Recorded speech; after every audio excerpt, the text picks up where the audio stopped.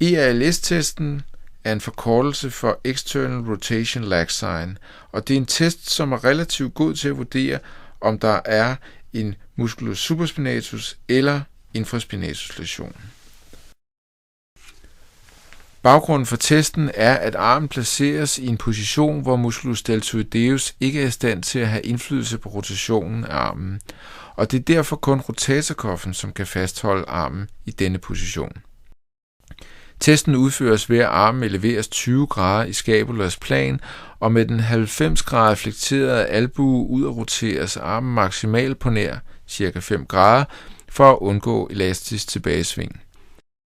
Undersøgeren fastholder armen i denne position, og samtidig med, at albuen understøttes med den ene hånd og håndleddet med den anden hånd. Patienten informeres om, at man nu slipper med den hånd, der fastholder ud af rotationen, og patienten skal nu selv fastholde armen.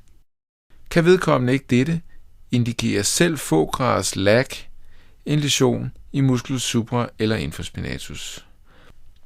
Hvis det er smerter, som er årsagen til, at armen ikke kan fastholdes, kan testens specificitet øges ved supplement af lokalbedøvelse suprakranielt.